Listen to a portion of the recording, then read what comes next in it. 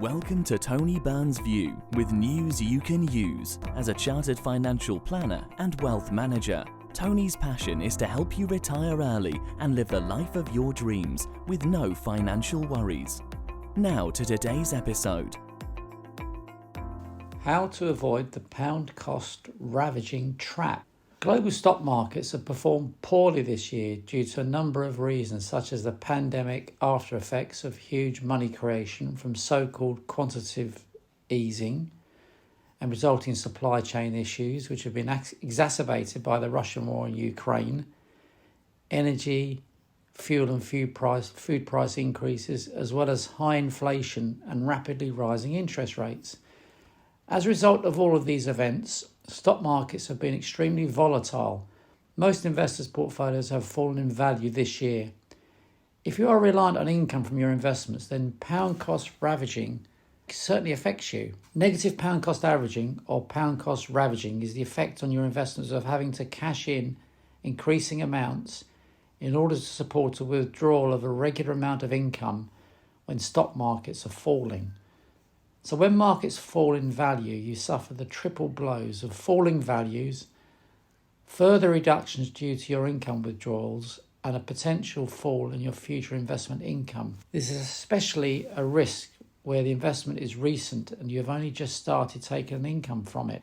There is a table from Quilter which illustrates how pound cost ravaging can affect a portfolio badly if the market falls at the start of income withdrawals from an investment.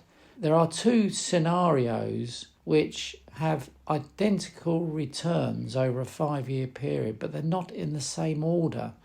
So, for example, in portfolio 1, the annual returns are 30%, 20%, 5%, then a negative 15% and a negative 20%. It's a £100,000 portfolio, £5,000 a year is taken out. In portfolio 2, the sequence of returns is reversed so that there is a negative return of 20% the first year, negative return 15% the second year, then positive returns of 5%, 20% and 30% in the ensuing 3 years.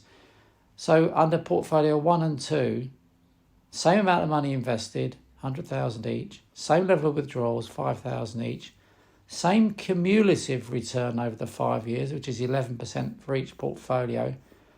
But hey presto, portfolio 1, where the returns are positive in the first 3 years, negative in the last 2, produced 18% more return than portfolio 2, which of course had the first 2 years negative, the next 3 years positive.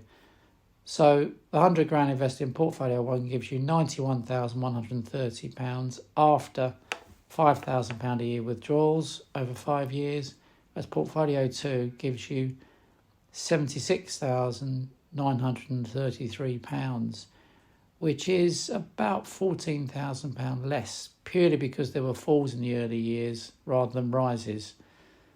So it's quite food for thought, I think, that particular table. So in practice, what can you do to protect your investments? 1. Take only natural income from your investments.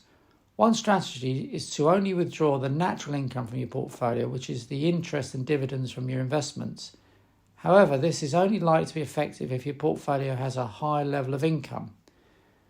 2. Use up your cash savings before selling investments. If you have surplus cash in your savings, which isn't earmarked for spending over the next few years, why not make cash withdrawals from this source instead?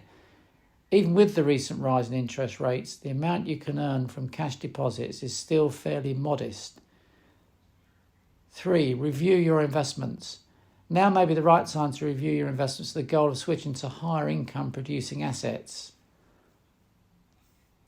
4. Stop or alter the size of your income withdrawals if you can. If you can afford to do so, it makes sense to either stop taking income withdrawals altogether for a while or at least reduce them. 5. Delay your income withdrawal plans. If you're planning to start relying on your income withdrawals, maybe you could delay your plans for a while, for example, by deferring your retirement. 6. Consider alternatives to income withdrawals from your portfolio. Alternatives to income withdrawals should be considered, such as working part-time, starting a side hustle, or delaying certain expenditures, for example, home improvements. 7. Buy while prices are depressed. If you're feeling bold and you have spare cash, why not buy investments while prices are low? Wealthy people make the most money when the economy is struggling. Share prices are low, and there is widespread pessimism amongst investors. Be smart like the top investors in the world. 8. Reduce your expenditure. If you can afford to do some belt tightening for a while, this may be a sound strategy. Most of us can defer or reduce expenditure knowing it is not going to be a long-term sacrifice. One or more of these strategies combined offer sound ways to protect the value of your investment. So if you want to avoid the pound cost ravaging trap, you now know what to do. You know it makes sense.